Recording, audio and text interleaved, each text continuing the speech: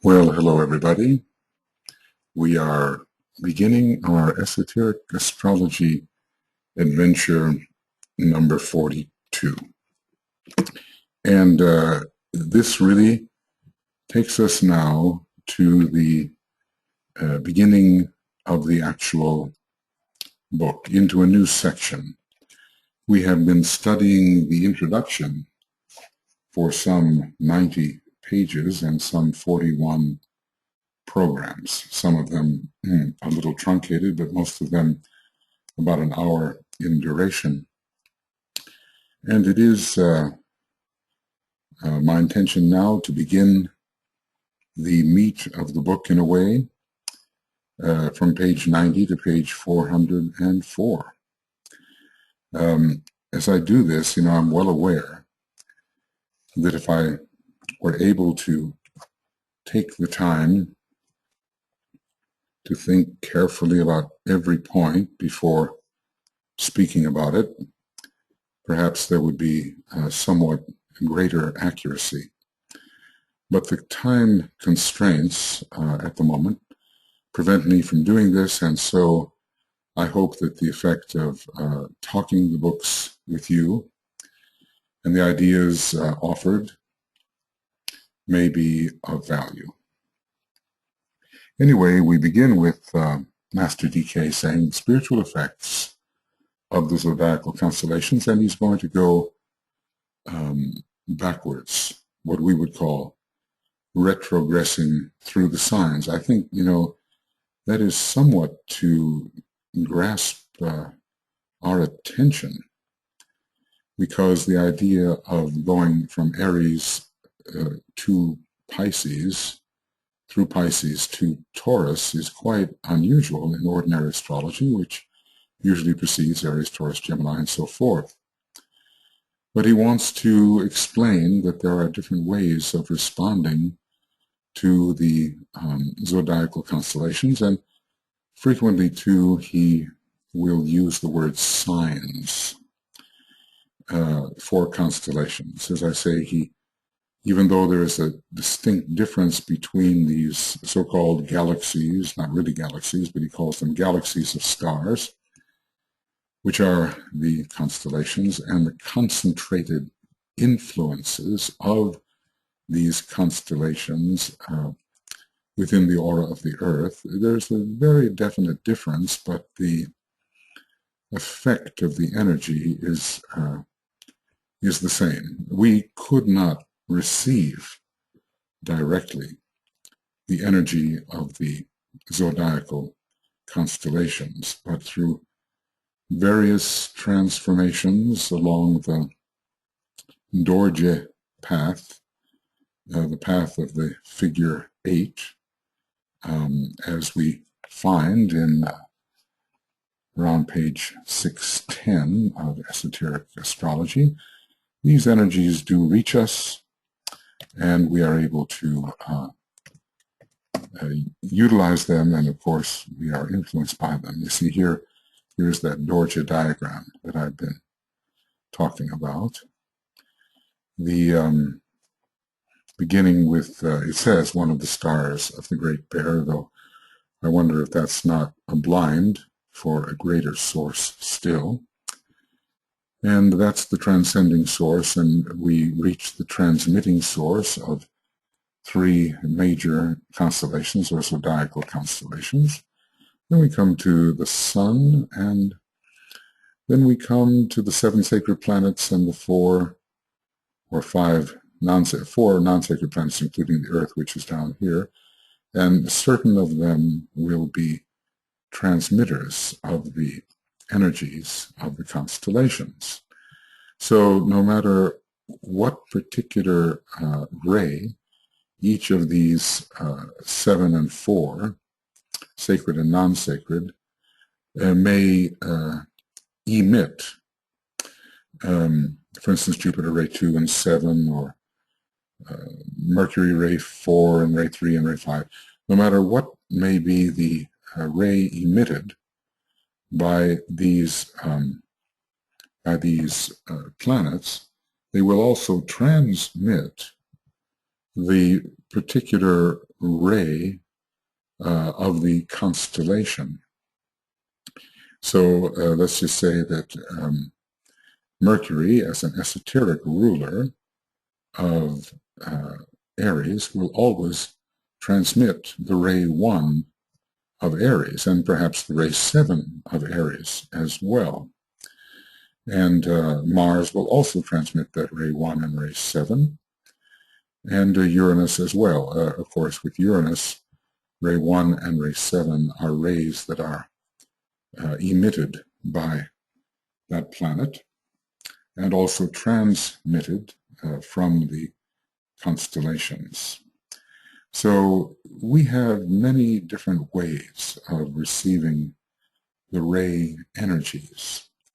Now, one of the things we did talk about, which I think was of some degree of importance, was the idea that when you're dealing with a particular planet in your horoscope, it has a definite connection with a constellation or a sign which it rules.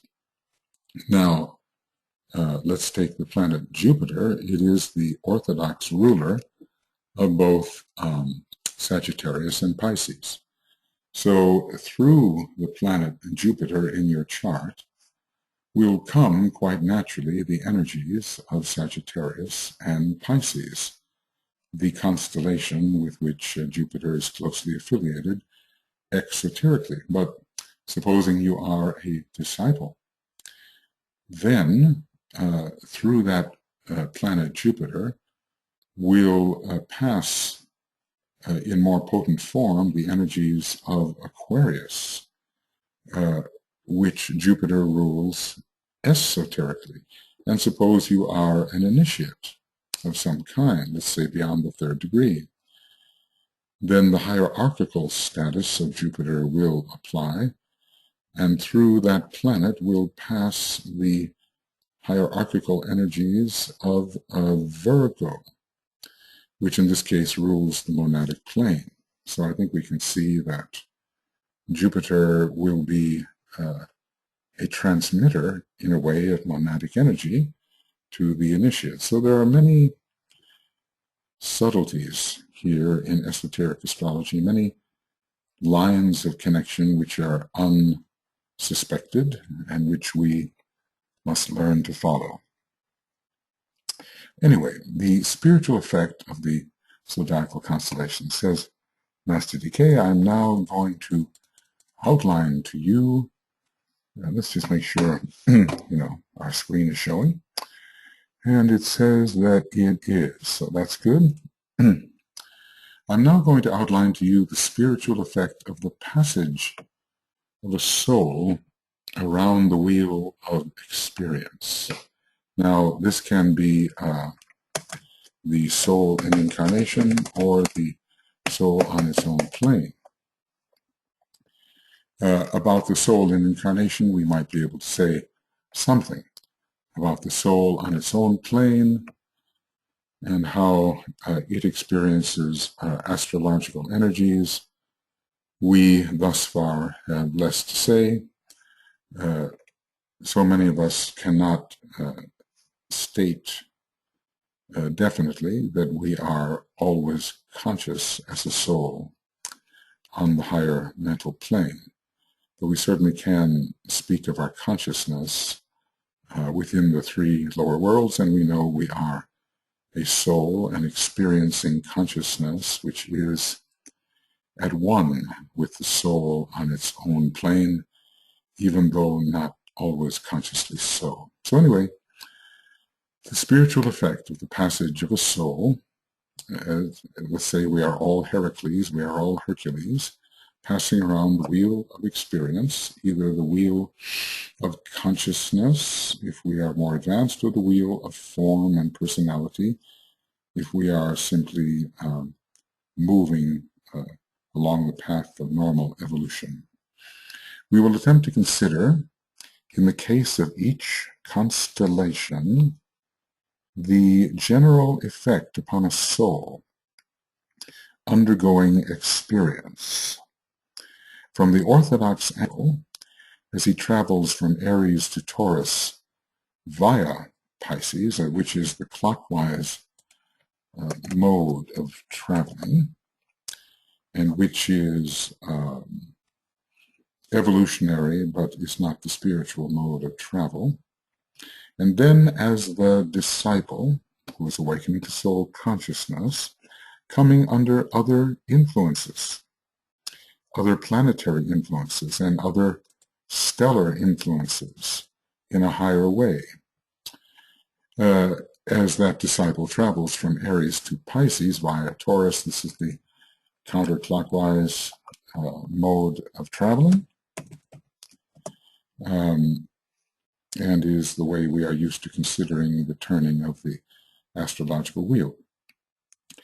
He, the disciple, expresses then, in the highest possible manner, the qualities of his soul ray, as, in the first case, he expressed the quality of the personality ray, and let us say at the beginning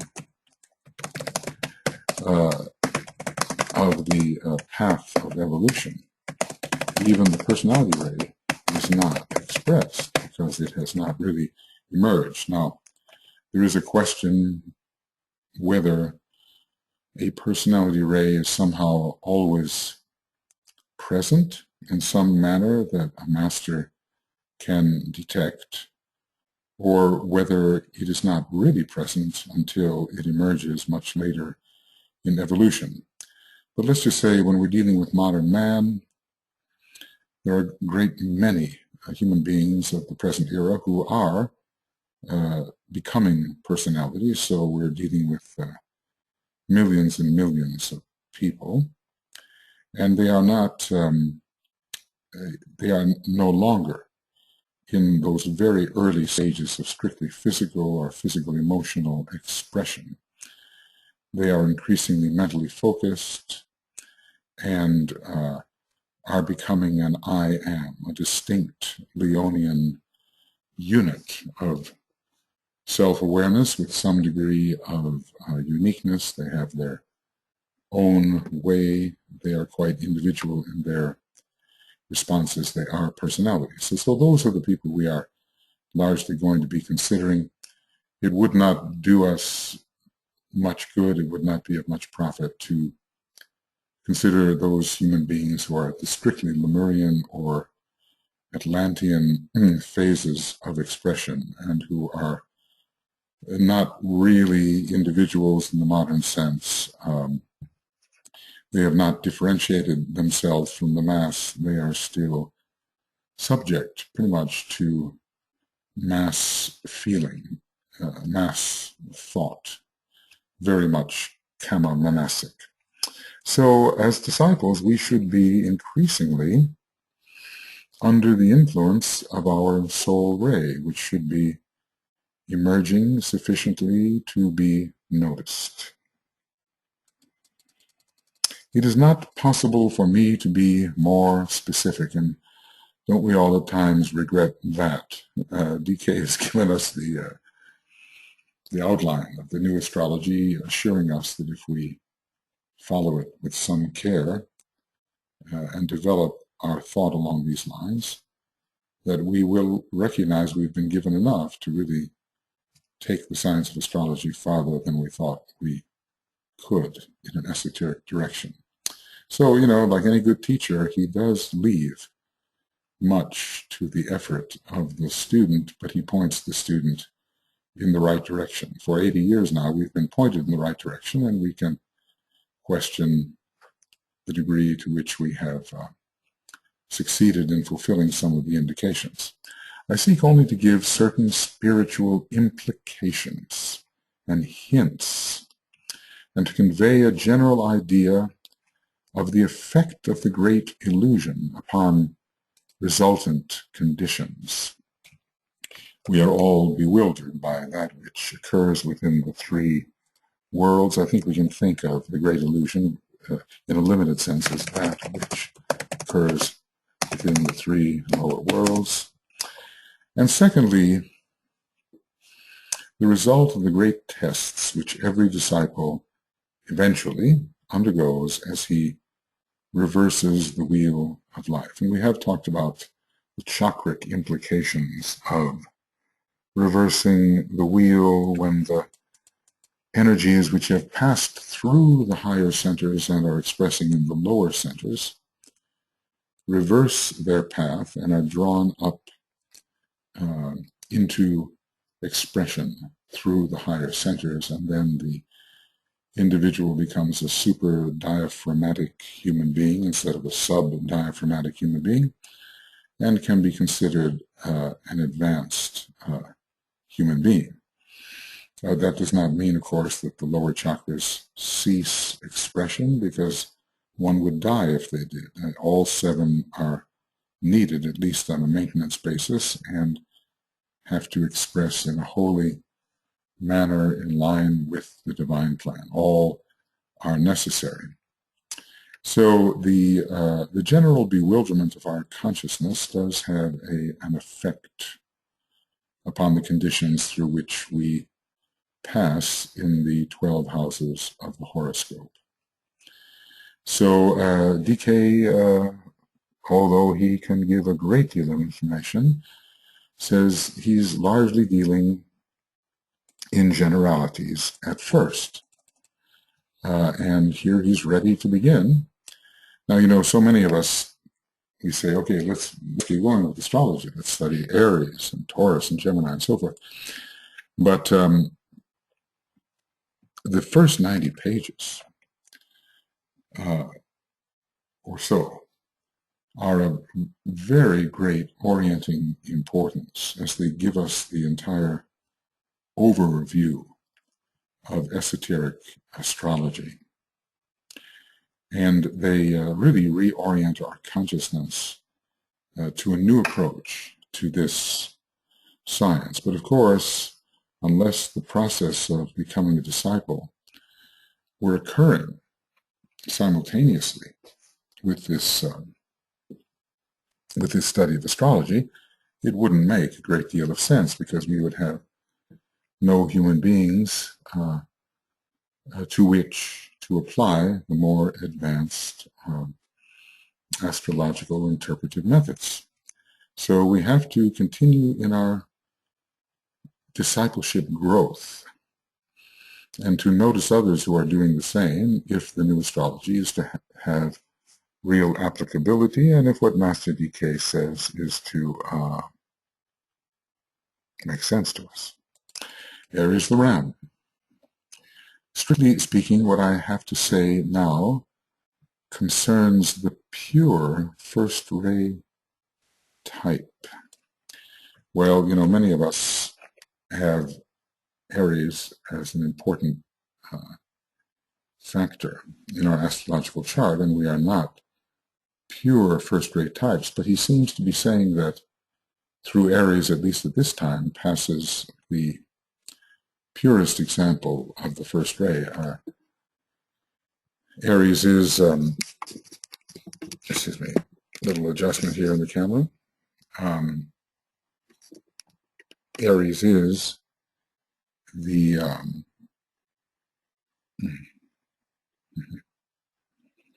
sorry, there we go. Aries is the first sign of the zodiac, and it is very much associated with the first and seventh rays. One wonders whether there will ever come a time when Aries is associated with the second or third ray. From a certain point of view, Aries is associated with the second ray, as we can think of it as representing the lamb slain from the foundations of the world, sacrificially slain, which suggests the second ray and the Christ consciousness. And it has a great deal to do with fertility, with fecund creativity, with the birthplace of ideas and so forth. This suggests the third ray. But for the moment, he considers Aries to concern the pure first-ray type. What would that be? Would that be the first-ray soul and the first-ray monad? To have the first-ray soul and the first-ray personality is quite rare, but possible. what is this pure first-ray type? Maybe there will come a time when human beings can become a more exact embodiment of the full potential of a particular astrological constellation or sign, and then perhaps they will be the pure first-rate type. But at some point, I think in Esoteric Psychology 1, around page 26, DK says that a pure first-rate type in incarnation would really be a disaster. Maybe I'll find that, if I can, something of that nature. And let's see, Esoteric Psychology 1, page 26 or so. I believe it says something like that here.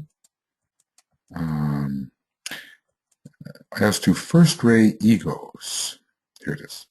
There are no pure first-ray types on the planet. So this particular statement, Esoteric Psychology, page 26, volume 1, relates very much to what we've just been talking about, the pure first-ray type. And yet DK tells us there are no pure first-rate types on the planet. And obviously, there are first-ray souls,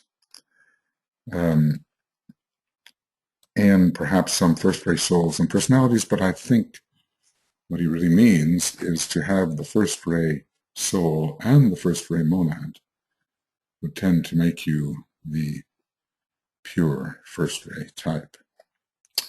Okay, now, strictly speaking, what I have to say now concerns the pure first-ray type, because Aries is the zodiacal sign through which the first ray of will and power reaches our planetary life. Is it also the sign through which the first ray of will and power reaches the entire solar systemic life and other planetary lives?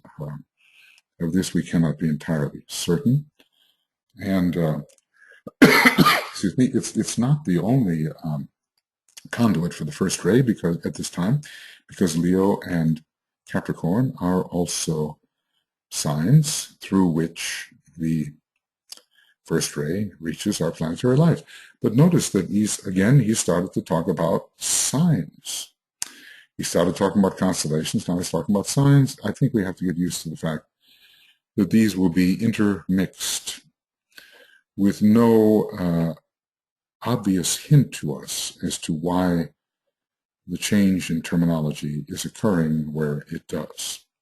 Such pure types are rare indeed, and at this period of evolution, well nigh unknown. Well, someone knows about them, perhaps the masters do, even though basically DK said, as to first-rate egos, there are no pure first-rate types on our planet. Well, he's talking about first-rate egos there. When he talks about the pure first-rate type here in Esoteric Astrology, is he talking about something other than a first-rate ego? I think he must be including the monad. I would think there. The monad is included, I would say, and only 1/12 of the monads in our solar system are on the first ray. He says there are 5 billion first ray monads, and many of them are not in incarnation.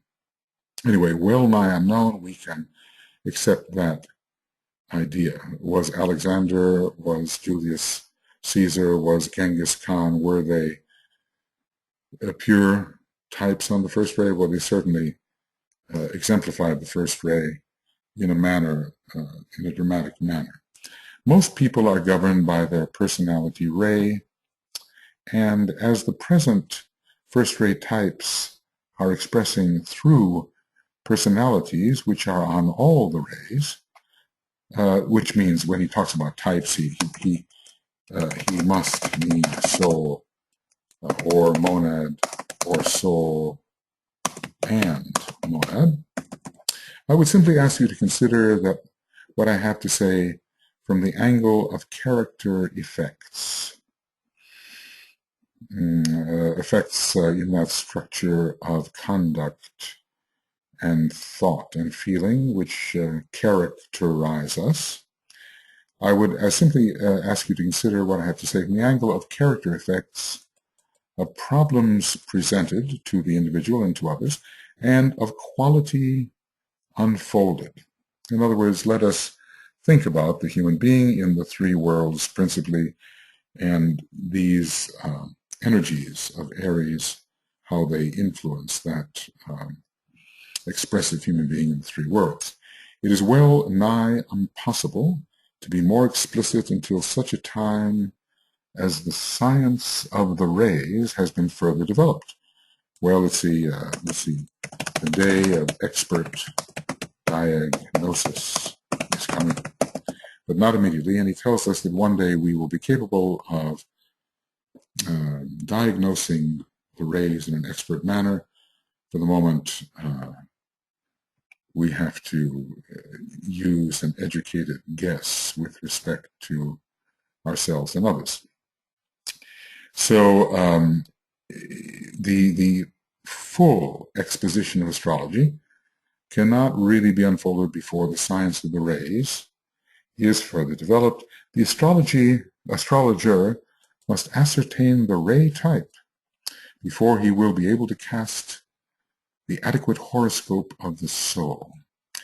And, you know, again, is this the soul on its own plane or the soul in incarnation? I think for the time being, it is the soul in incarnation. So if we know our soul ray, we can look at our horoscope and see how that soul ray could be expressing within our personality life in a manner which aligns properly with the intention of the soul. My remarks are therefore general and not specific, and are universal and not particular. DK is using the occult method, and he is descending from the general towards the particular, and we have to have patience because we must know the great generalities before the particularities can really be put in a meaningful context. And of course, so many people just love the particularities before they even get the big picture. So we will be patient with this presentation of esoteric astrology, realizing that it may not answer every particular question we have about ourselves or about particular people, but the day will come, and I'm sure, or I think so, that following 2025, when he says he will again begin writing about esoteric astrology, I think at that point much more will be given. My remarks are therefore general and not specific, and are universal and are not particular. I impose no doctrine. Obviously, he's giving us room to work out this great science for ourselves. He doesn't want to put our mind in a straitjacket and have yet one more system which gathers its combative adherents. I impose no doctrine. I indicate phases of speculation which might prove illuminating and fruitful. So he's opening our speculative, our intelligent, semi-illumined speculative mind so that we can venture into this science with his assistance. Excuse me. Aries is one of the constellations of the Cardinal Cross of the heavens. This is the cross of God the Father, and therefore of the incarnating monad, the cross of the monad. The monad undergoes a great evolution, and the monad had an extensive pre-evolution before the individualization process. We're told that the history of the monad is an amazing thing.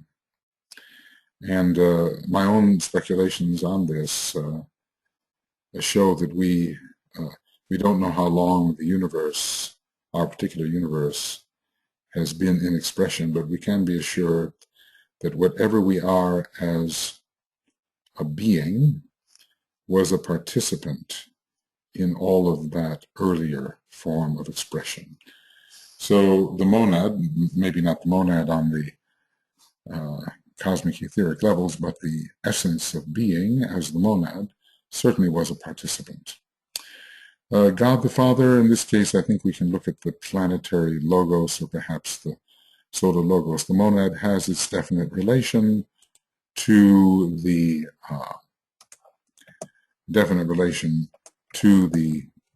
planetary logos, of course, but in a way, the monad is that which finds its home within the sun, though perhaps not, I think not, its ultimate home. The cross of God the Father, this cross, it is the expression of will or power as it expresses itself through the great creative process. Well, we're down here, the monad is on the cosmic physical plane, the etheric part of the cosmic physical plane. So being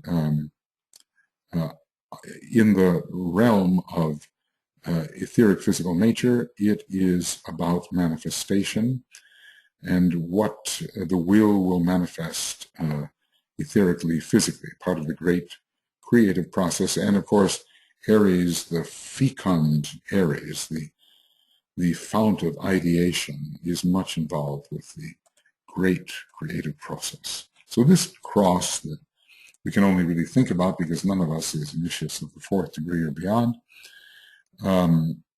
we are not able to speak from direct experience about life upon the Cardinal Cross.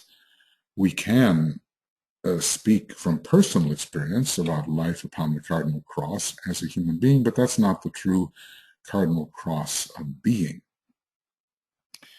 When the initiate, as we shall later see, transfers himself onto the Cardinal Cross, from which he descended when coming into incarnation, and mounted in its place the common immutable cross, he no longer identifies himself with form or even with soul, but with the will of divinity and with the eternal plan and purpose. So DK is saying, okay, we have forgotten our life upon the Cardinal Cross, that as a true monad, we exist upon the Cardinal Cross even now, but an emanated aspect of that monad has descended into lower perception and is working now in the midst of many environmental changes on many subplanes.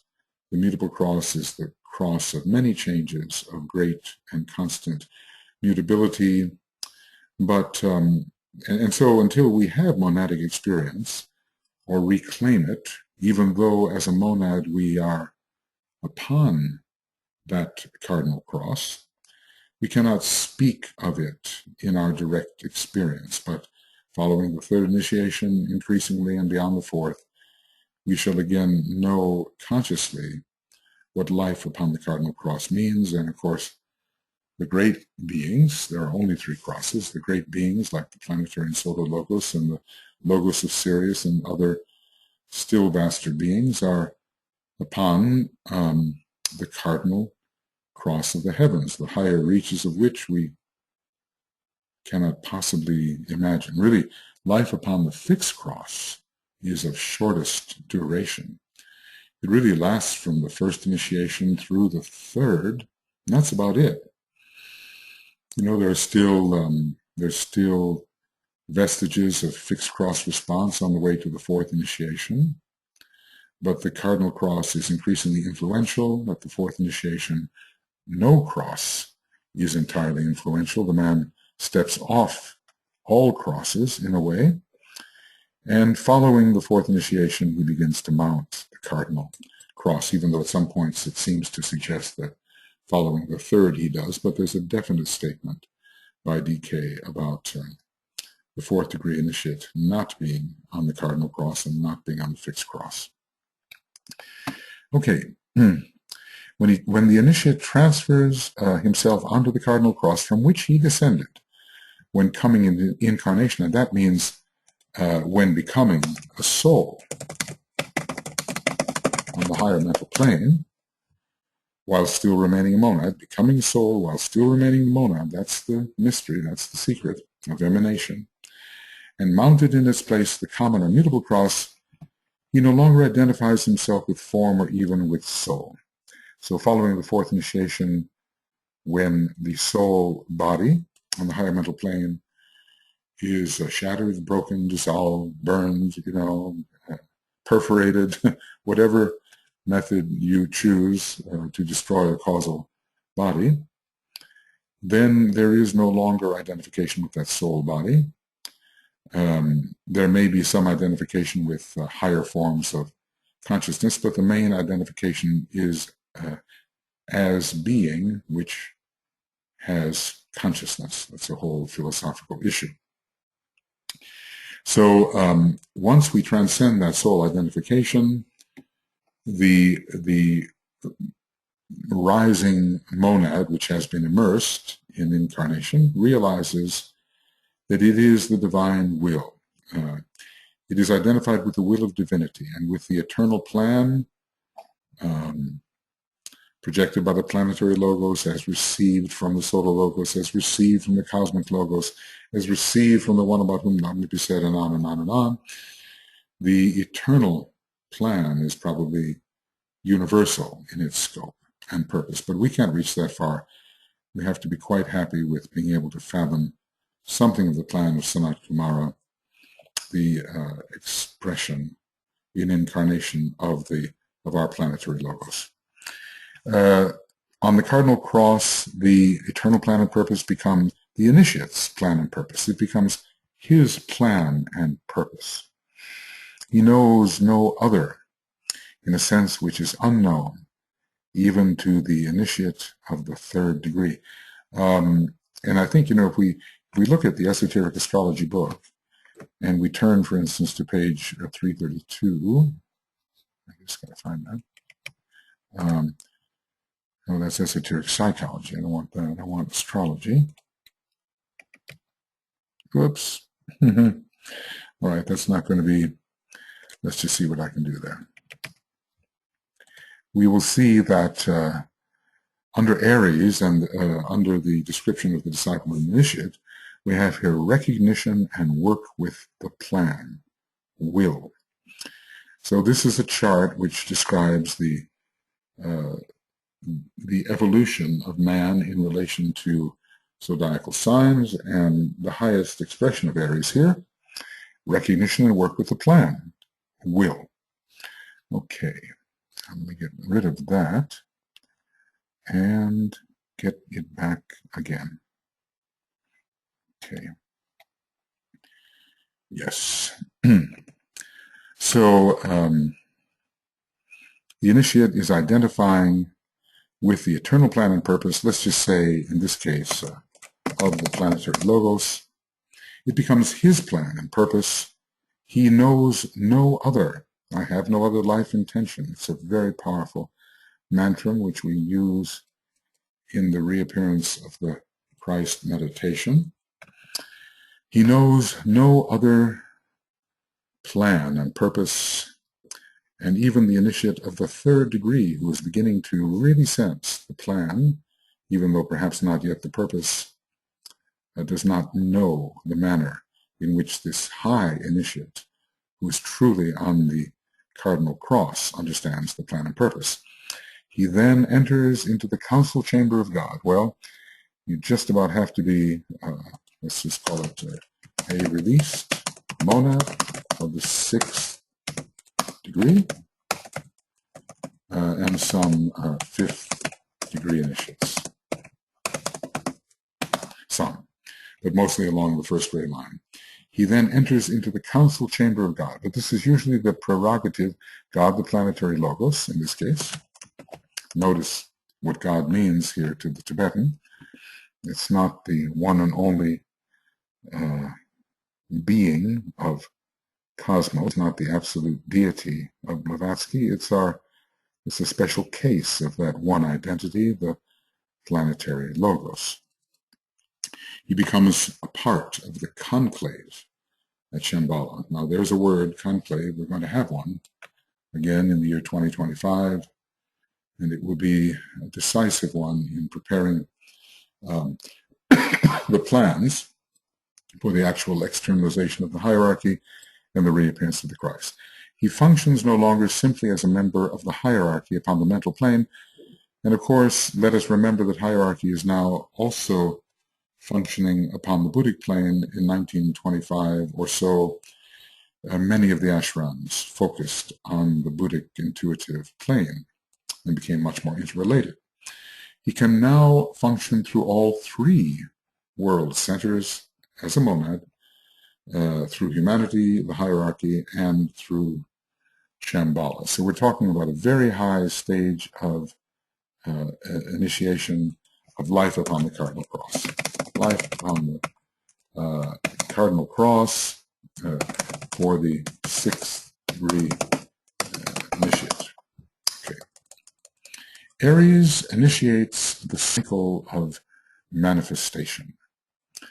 Well, the word initiate, is definitely related to the first ray pouring through Aries. Associated with Aries and the first ray is this particular quality of the will called the will to initiate.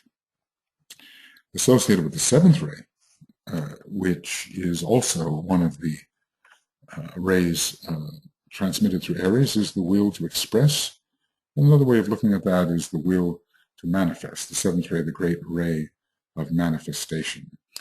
But always Aries is beginning that which plunges the spirit into matter. Let form again be sought.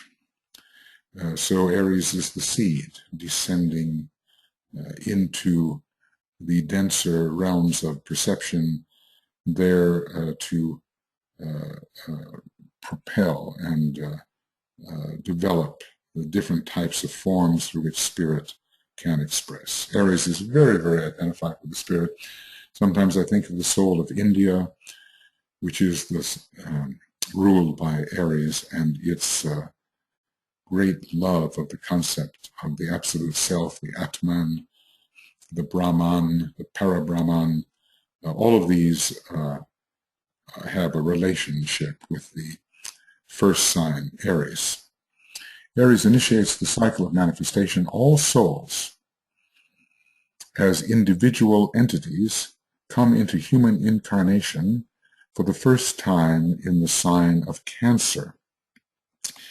Now, remember, we did discuss it earlier, that the first incarnation is actually taken in Pisces, and that there is a kind of a mass incarnation taken in Cancer. But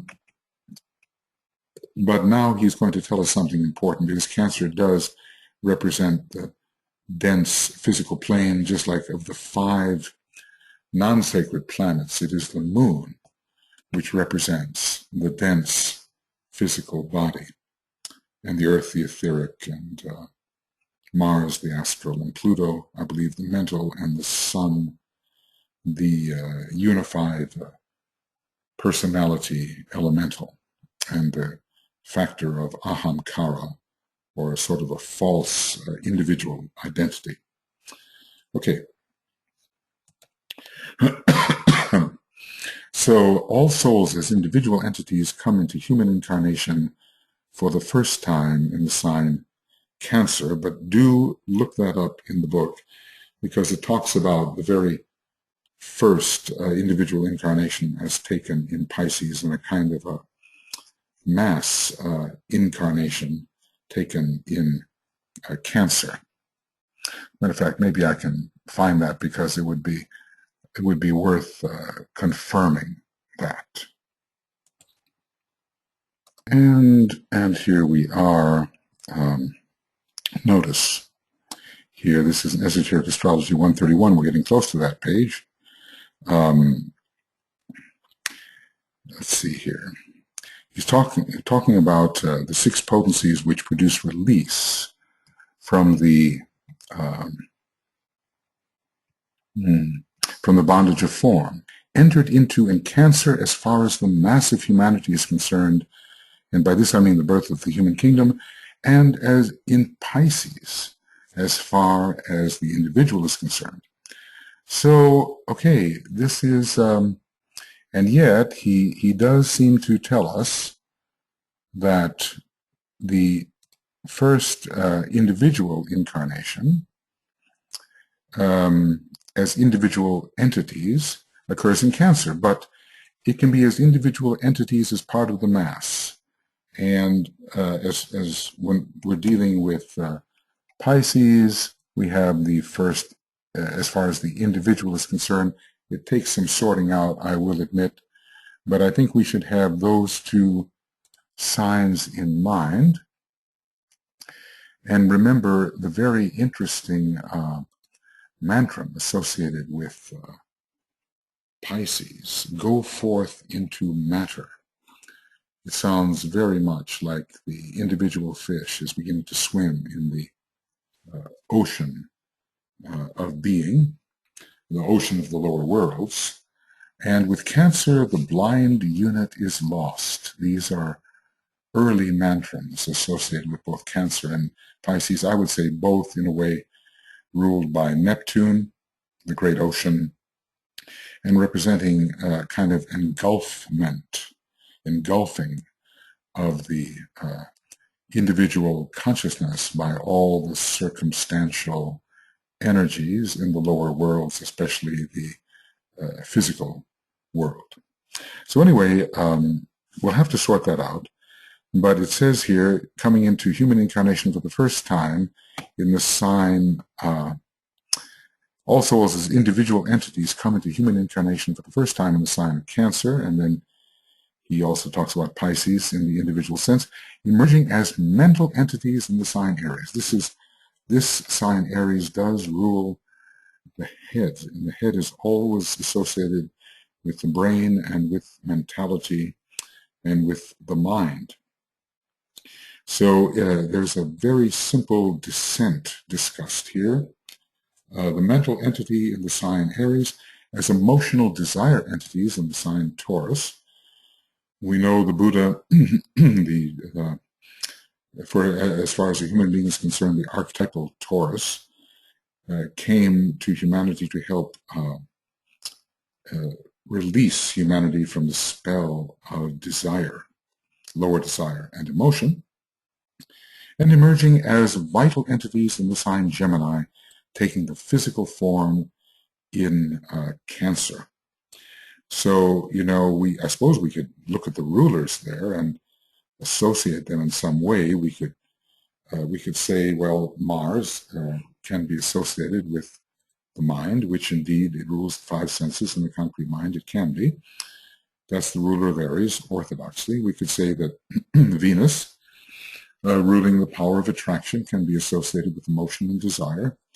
And although that doesn't cover the higher aspects of Venus by any means, the magnetism is associated with emotion and desire.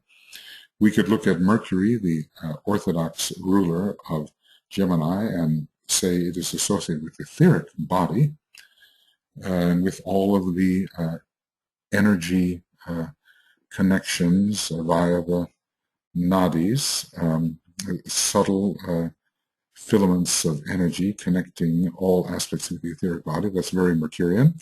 And we could look at the moon as the dead form, which in a way our dense physical body is. It is the form built of substance of an earlier time, an earlier solar system, and it is strictly responsive in its nature to higher energies. It has no particular will of its own. It's inert in that sense. So we have then Mars, Venus, Mercury, and the moon.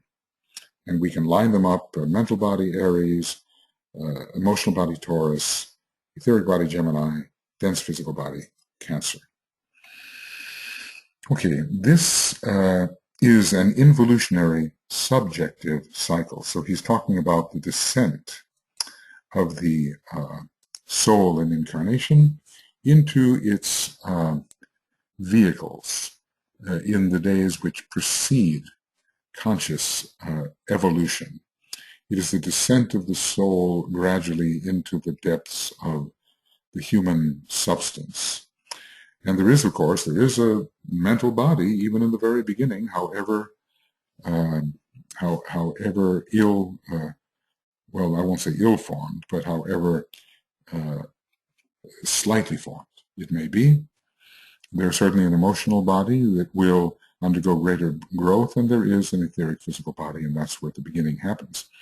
Thus they emerge, the souls emerge into the ocean of physical plane existence. Notice the Piscean, Cancerian imagery there of the ocean into the world of matter, water and matter being equivalent.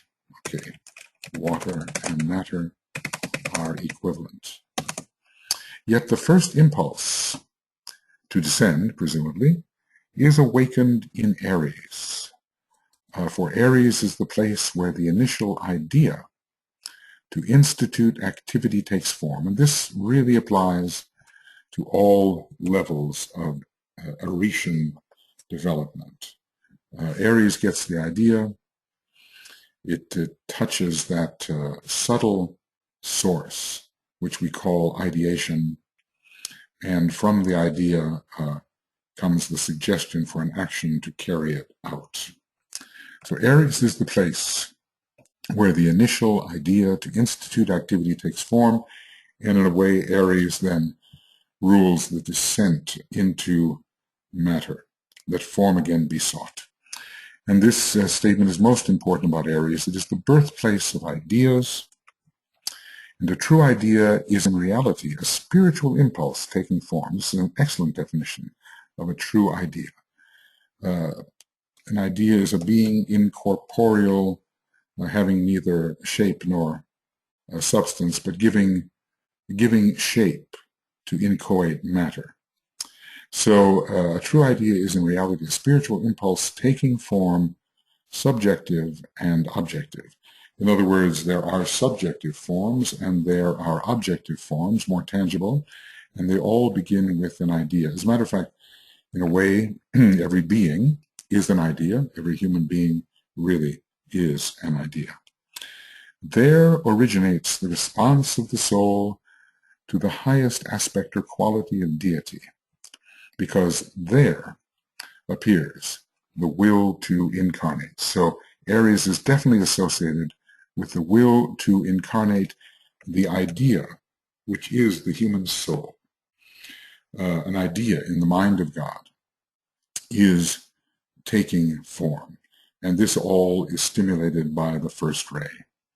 The first ray aspect of the monad, and remember that there are three aspects to the monad: will, wisdom, and activity, and the will aspect is the first ray aspect of the monad. The first ray aspect of the monad, responding to the first aspect of deity, evokes response from the first ray aspect of the soul, which I think we can look at that as the jewel in the lotus, particularly, whereas the second aspect would be the petals, still inchoate, and the permanent atoms. They're not exactly permanent atoms. What they are is the mental unit, and then the physical permanent atoms, and there the mental unit would carry the first ray aspect of the third ray aspect of the soul. But the first ray aspect of the monad, responding to the first aspect of deity, evokes response from the first ray aspect of the soul, and the first steps towards incarnation is taken on that plane in the system, which is the mental plane. When we think of the not only let form again be sought, but we think of the idea associated with Aries, I come forth from the soul, and upon the plane of mind I rule, and from the plane of mind I rule. Well, it'll be a long time before the soul, initially descending in incarnation, rules anything, but Aries rules this first phase of an idea, which is the soul, which is really the spirit, taking form upon the mental plane. Aries awakens the will to reach the lowest and there control, to know the uttermost and thus face all experience. Thus runs the ancient statement. So this whole idea that form again be sought and also go forth into matter, in a way Aries and Pisces are one in this respect.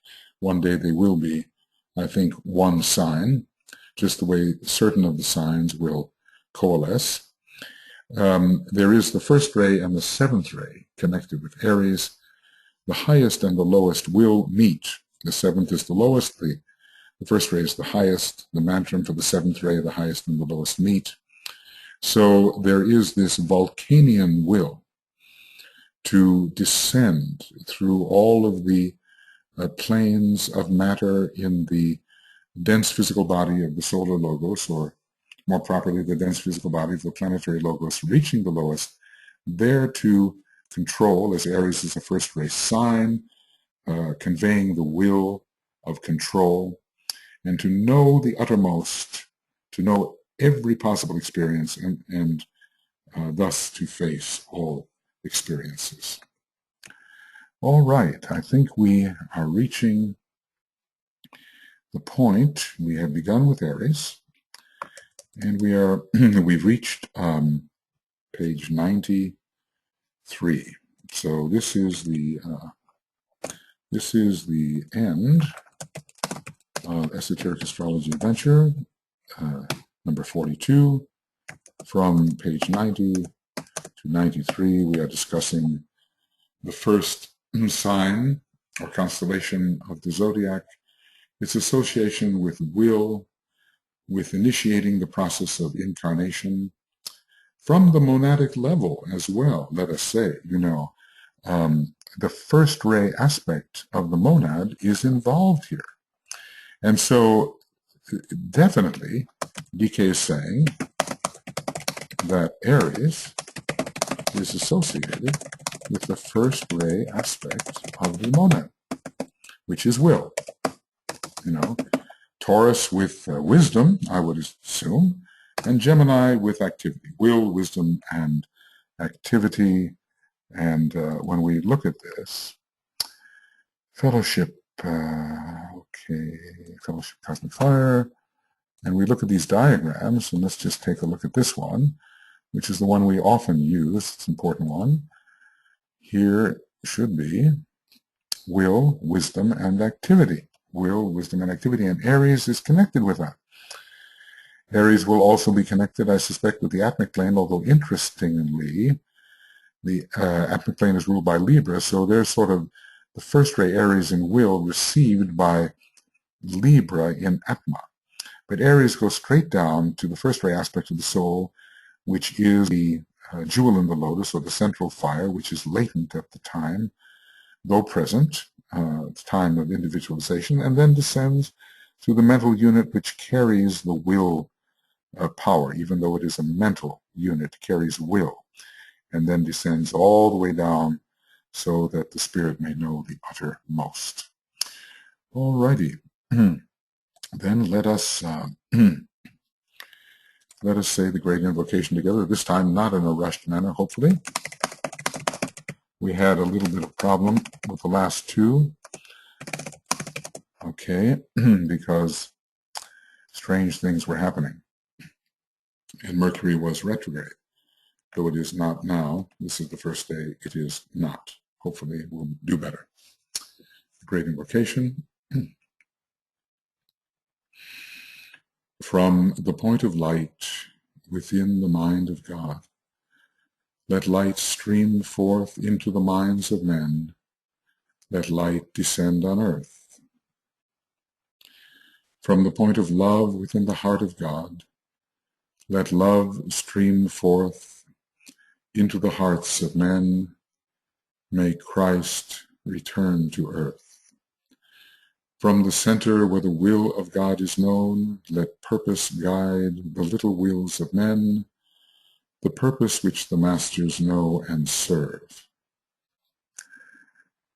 From the center which we call the race of men, let the plan of love and light work out, and may it seal the door where evil dwells. Let light and love and power restore the plan on earth. Oh.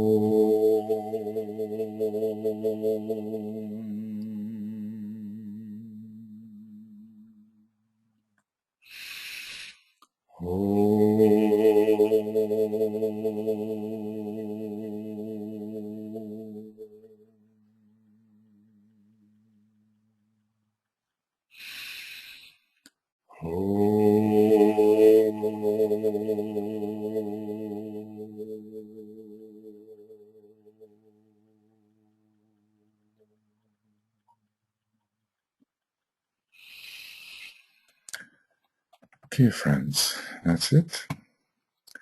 And we will resume with Esoteric Astrology Adventure 43, and we will be working with the first sign, the foremost example of the first ray, of the pure first ray type, which doesn't really exist yet in incarnation, fortunately, he says, Aries.